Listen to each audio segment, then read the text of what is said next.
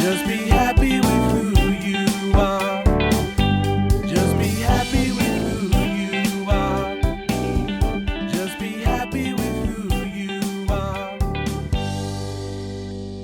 Now, in this chapter, we're going to explore anxiety, obsessive-compulsive, and trauma stress-related disorders. Now, this topic, like we'll see with the remaining disorders, will be in 3 parts. In part 1, we're going to review the variety of types of anxiety-based disorders, sort of a description. In part 2, we're going to look at the theoretical perspectives and how these disorders come about. And then lastly, in part 3, we'll consider the treatment options for each category of the disorder. So, to begin this chapter, we can start with a definition of anxiety. Now, it's important to remember that with every category that we'll look at, we might be able to say, that sounds like me, or I do that sometimes. And we need to keep in mind that the 6 criteria we talked about in chapter 1 about determining abnormality, and we also need to remember, don't self-diagnose, because the conditions within the DSM-5, in terms of what would sort of fit a diagnosis, requires not just the odd experience from time to time over the course of a year, but continuous and regular. And oftentimes, it's not something that people will acknowledge and say to others because they don't feel like that anybody will really understand it. So let's go with anxiety in terms of, well, what is anxiety? It's a generalized sense of apprehension or fear. Now, some of this is normal, and desirable under certain circumstances to have anxiety and fear, but it becomes abnormal when it's excessive or inappropriate. Anxiety may be experienced with a range of physical features, conditions, and behaviors.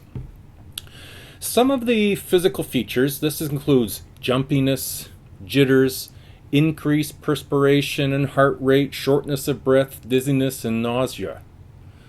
Some of the cognitive features, and those are the physical features, some of the cognitive features will include excessive and prolonged worrying, overly aware of our bodily sensations, jumbled thoughts and nagging thoughts, the ones that just never seem to leave you.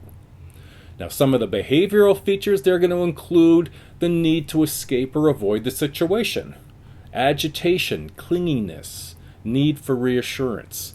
Now, it's important to note that these descriptors are not, again, they're all on this sort of continuum between these are normal and sort of what you'd expect under these sort of circumstances, but they pass to in the middle where they may be problematic, but they're not interfering with everything in your life. And then, of course, there's the others, the ones that are considered concerns.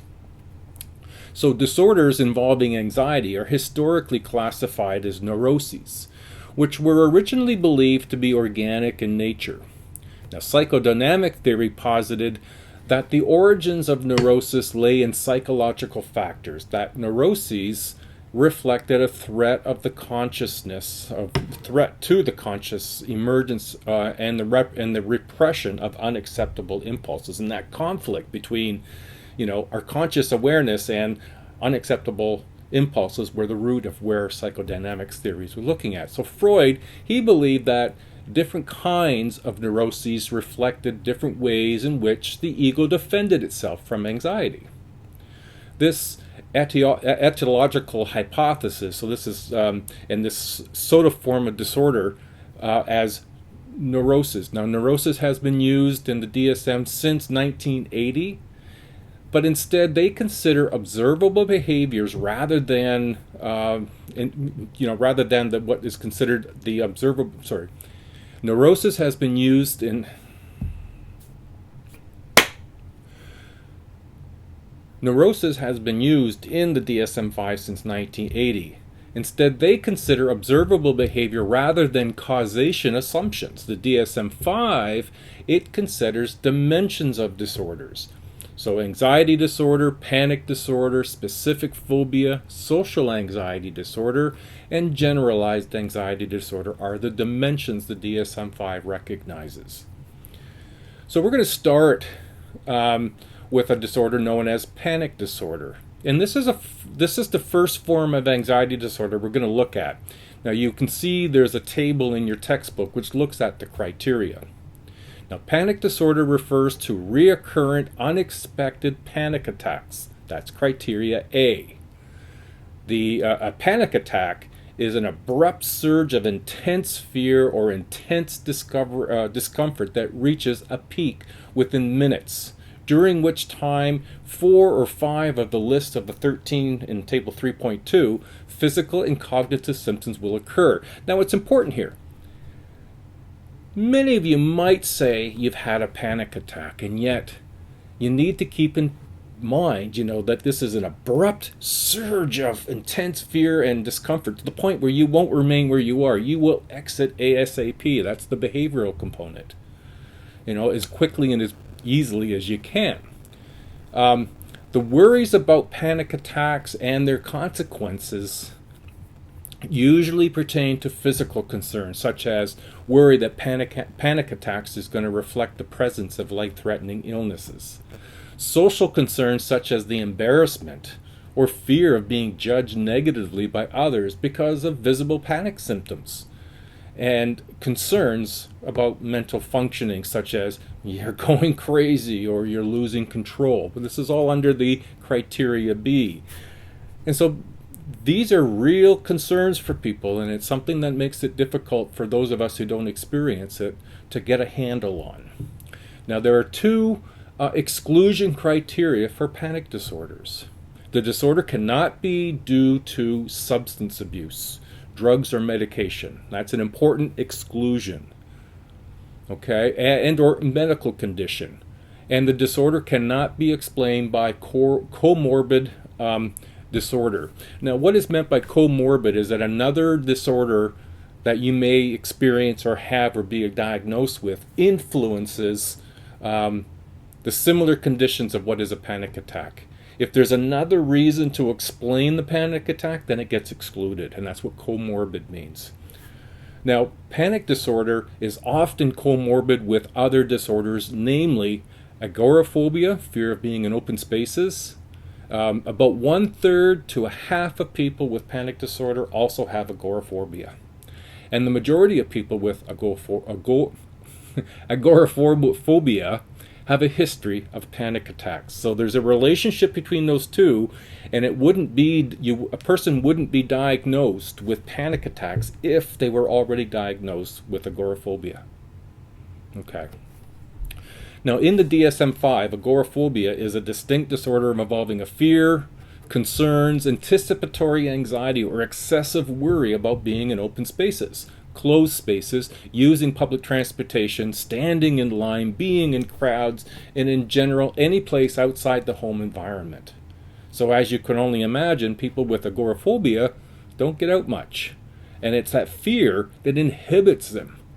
What might happen if I do, and what happens in those circumstances. So agoraphobia is diagnosed separately from a panic disorder. If both exist, 2 diagnoses are given.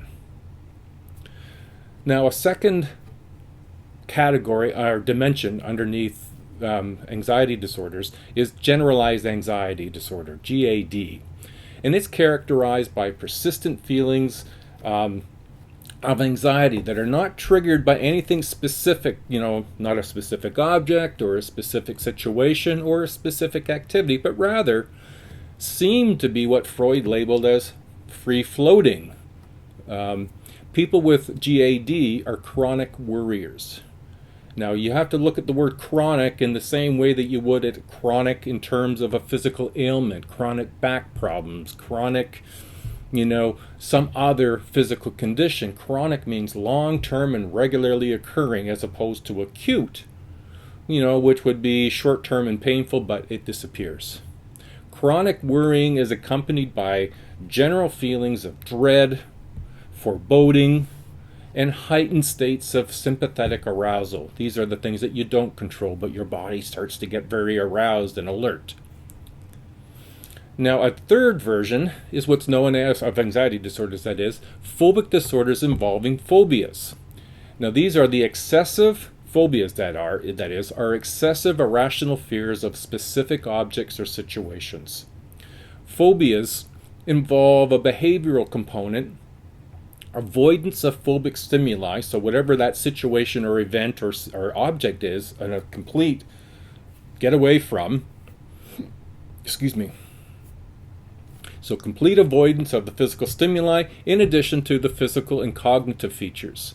The reactions you get. If you have a fear of spiders, for example, it's not that you want to just run away from it, but you have a physical response and you have some cognitive or thinking, oh my God, it's going to, bite me and I will die. So specific phobias are excessive fears of a particular object or a particular situation. Now, there are 5 forms or types of phobias. 1, there's the animal type, so spiders, snakes, and dogs, for example. 2, natural environmental type, so this would be things to do with how high up you are off the ground. Storms, water could be parts of your fears or phobias. 3, blood injection type, blood injection injury type, so seeing blood or receiving an injection is another class of phobias. 4, situational type, elevators, on planes. And then 5 would be the other type. So these are phobias, things like being choked or contracting an illness or disease, a fear of clowns. These would fall under the other type. So what you're getting a handle on here is I'm just doing descriptions of each dimension. In the next video will be some of the causes for these same disorders, and then the third video will be on the kind of treatments. So the 4th, social anxiety disorder, this involves an intense fear of being judged negatively by others. It is normal to feel uncomfortable or nervous on the first date or in social gatherings or to make presentations in front of the class. That's normal to be anxious. But you can manage to get through it, and you might be wishing you had been able to do it better, or you could have been less error prone. With social anxiety disorder, this is an intense, almost paralyzing experience. Again, this is to meet the criteria for what is abnormal behavior. Okay? Most people might say, I must have social anxiety disorder because I don't like getting in front of the class. That's not the same. Many people who experience social anxiety, it's not just these single sort of events, but it's so paralyzing you may not even leave the house. You may miss class and that experience, or you may miss doing something for fear of being judged, and that's overwhelming. Okay, so what we're looking at are these different dimensions. Now, one of the other dimensions that often gets misunderstood is obsessive compulsive and related disorders. And we're going to begin in this one with the obsessive compulsive disorder, OCD. Now, this disorder involves reoccurrent patterns of obsessions, compulsions, or a combination of the two. Now, people with OCD can be preoccupied with obsessions and or compulsions several hours a day and experience significant distress. They're not happy about it. They can't not do it, but they're not happy about it. It messes with their normal functioning and routines of their day. Now, obsessions, these are intrusive. You don't ask for them, they just occur. Persistent, they keep coming. Thoughts or urges that create anxiety and seem beyond the person's ability to control. Now, I've taught this course a lot, and I'm familiar with people that I've worked with OCD as a condition. And I can only guess and imagine of the kind of effect that it has on your everyday existence to go through and experience those intrusive obsessions that you may even know are irrational, but the fear associated with not doing them and the consequences of not doing them are profound. So they can include such things as checking and rechecking doors, windows. Are they locked? Or excessive concern with germs and touching people, or things where germs may be transferred. May be transferred. Compulsion, now as an alternative, compulsion as the pairing with obsession, these are irresistible, repetitious urges to perform certain behaviors, such as repeated, elaborate washing routines after using the bathroom, or mental acts of praying, repeating certain phrases, etc. Compulsions are not fun and are not lightweight.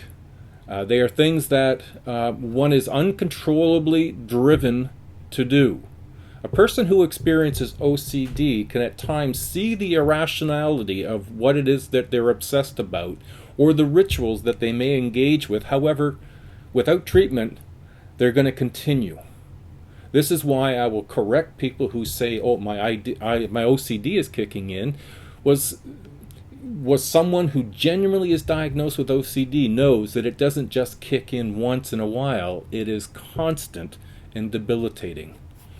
Now, what I've done is, in your journal that you'll do in week 3, I've posted a video of Howie Mandel, who has OCD, and he talks about what his experience is like. And you might get a slightly different view of what OCD is when you hear him speak.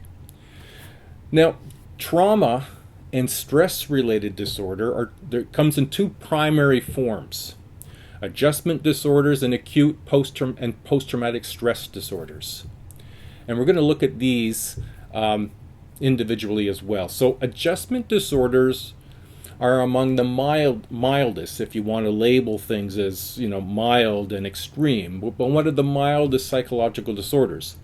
An adjustment disorder is a maladaptive reaction to an identified stressor that develops within a few months of the onset of the stressor. The maladaptive reaction is characterized by significant impairment in in your social world, occupational world, or academic functioning, or by states of emotional distress that exceed those normally induced by a stressor. If you check on table 3.8, you'll see you'll see the sort of conditions associated with it.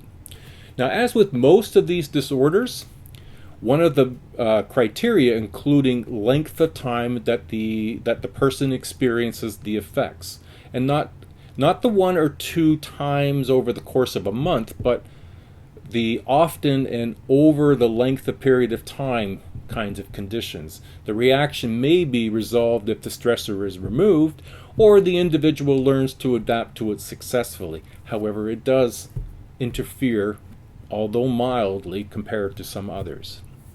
Now, in acute post-traumatic stress disorder, PTSD, as you might be familiar with, people develop stress reactions that follow exposure to traumatic events. Acute stress disorder occurs in the days and the weeks following exposure to traumatic events. Post-traumatic stress disorder persists for months, even years, or decades after the traumatic experience, and may not begin until months or years after that event. Now, features of the PTSD reaction include extreme anxiety or disassociation. Now, disassociation just means the feelings of detachment from oneself or one's environment. Intrusive memories and flashbacks, heightened arousal and vigilance, difficulty concentrating. Now, flashbacks would be almost like daydreams of things coming back of the trauma that come into your consciousness, bang, right there.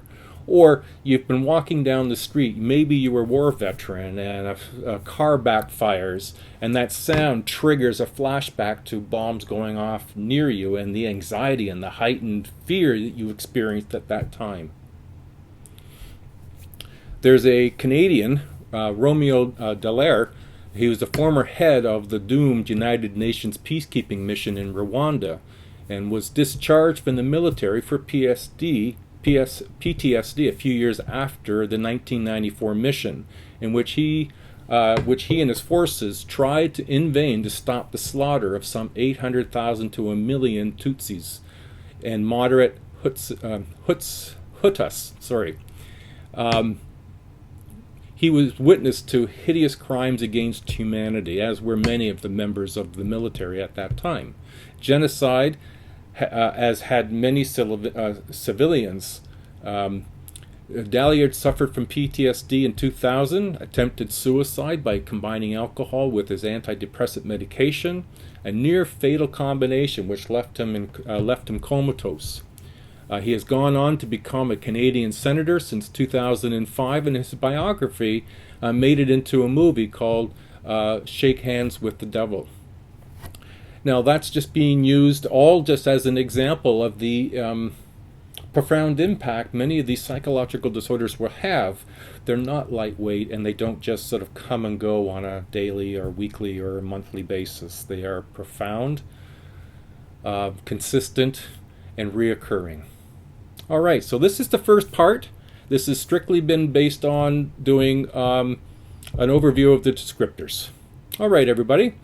Part 2 will be looking at theoretical perspectives of what is the cause of anxiety disorders.